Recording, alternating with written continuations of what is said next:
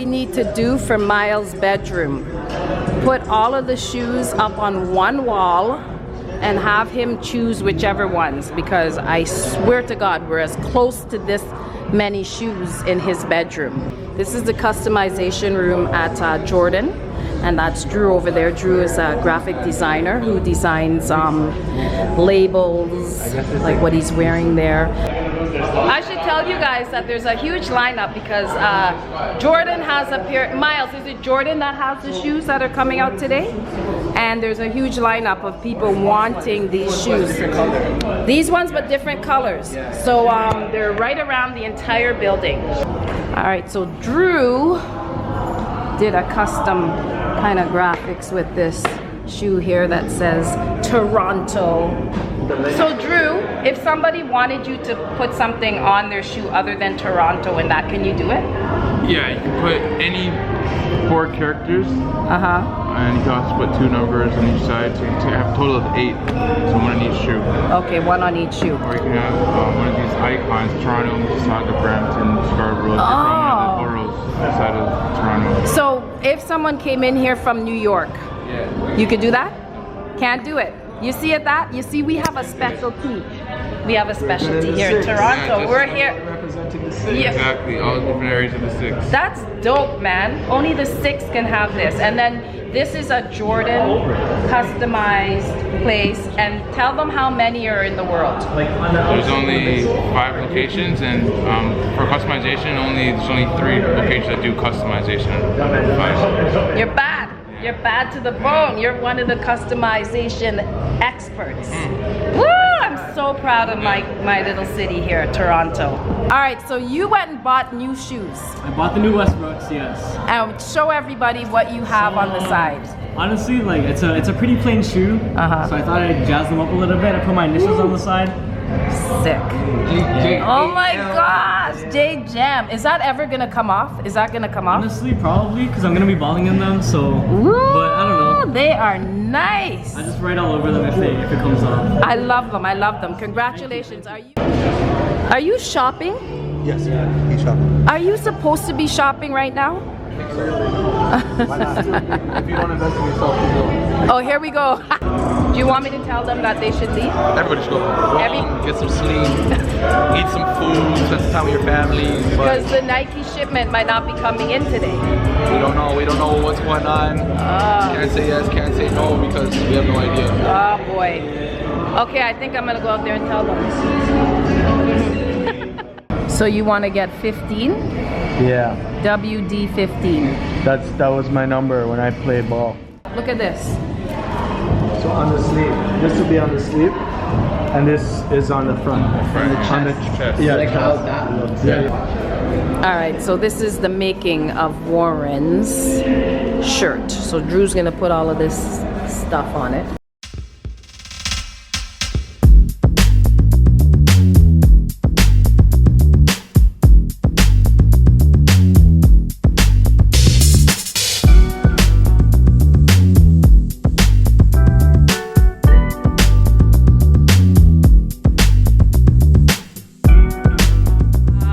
In here because, as you know, or as I'm going to tell you, tomorrow we have violence prevention. It's a program developed here in my community where there's kids that were involved with violence, but they've made a difference in their lives. So you're going to meet all sorts of different youth. You're going to meet ones that was in a gang, you're gonna meet some that were bullied, and how they changed their life, how that experience changed their lives, and now they're doing huge things. Okay, so today is the big day where we're here for the 360 violence prevention, where your girl, A Billion Miles, Uncle Warren, we are gonna host this. We are gonna MC. So thank you to Jessica and her team that reached out to us and thought that we would be perfect to host this. So let's go up, hear some stories, and see how the day goes. All right, so Trisha, I'm leaving you in charge to vlog this.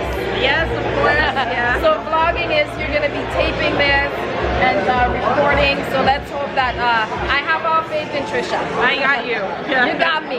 Yeah. I can handle a camera. She's everyone's auntie. Yes, everybody's auntie. Hi. Aw, thank you. I look young. Girl. So my name is Jessica Yama, for those of you who don't know me, and I'm the Executive Director for Innovate Inclusion. I want to thank all of you for coming out today. For their courage in acknowledging the problem of anti-Black racism and the... Say thank you to the men and women and young people who put so much energy to getting us this program to where it is today. And it was just a natural fit that Auntie Jillian and her family MC and host the community portion of today. So without further ado, I'd like to present Auntie Jillian and the family, and they will be introducing you to the participants of the video as well as today's panel, and then we'll have Mahari say a quick word. I am Auntie Jillian, and for those of you that don't know me, I have a YouTube channel, and for all of this social media, I used to be who they called Madam Registrar in Superior Court. So I would be the one reading the charges, I would be the one in front of the judge, and I would be sentencing, as he'd asked me to sentence. I would be picking juries. I would be hearing stories, conducting some of the most prominent trials. I have to give these guys kudos. I mean, we have a child that's 10 years old. He's a decade. I got mascara older than you. Right? And you know what it is. You felt the void of your father not being there. And I congratulate you for not hiding the fact that his father was put away. There's so much negativity in the media about our culture, and what I wanted to do was to provide an example for them. And you know, sometimes we feel that we can't do anything about what's going on around us. So with the YouTube channel, I wanted to provide some positivity for people who are watching. What's up guys, how's everybody doing?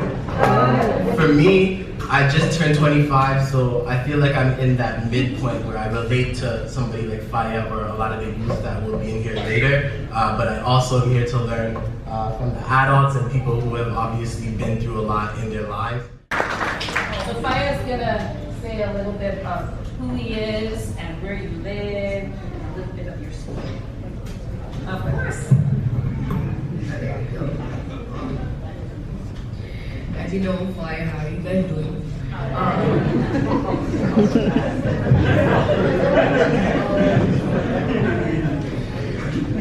As you know, I'm from Toronto. Growing up without a dad. Oh, that's good. Yep.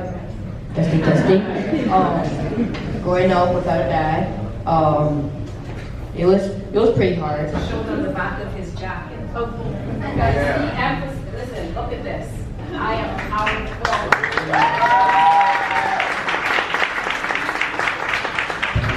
Amazing people in my life, but I'm making a new shift because in life you're supposed to change and you're supposed to keep growing and keep expanding your goals. So this was the first portion of the show, and we had a great turnout. Today.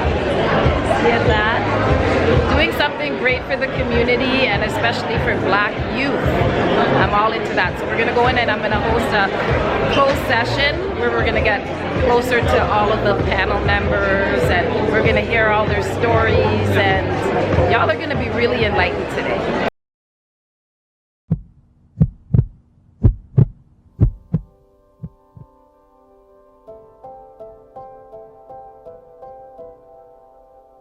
I am strong, and so are you. I am black, of beautiful shades of gold, and emeralds and diamonds. Black is beautiful, like soil on the ground, like a bear, like a wolf. I am strong, I am powerful, I am bright, I am special.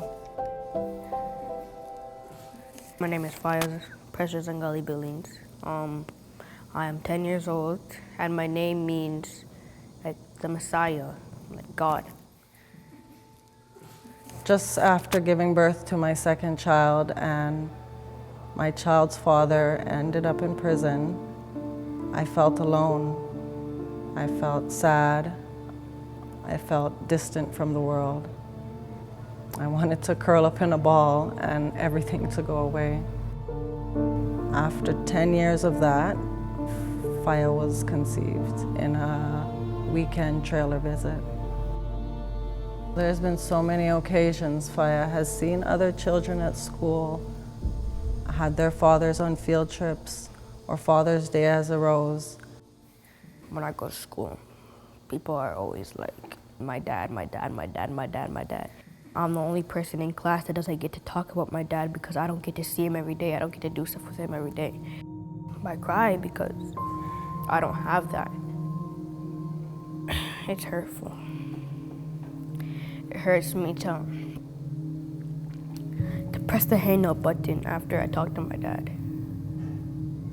Because when someone's beside their dad, they don't get to press the hang up button. You're with your dad every single day, and not being able to hug my dad, it really hurts. Having a family with a dad in prison, there's a void, there's a missing link to the chain. The circle is never closed.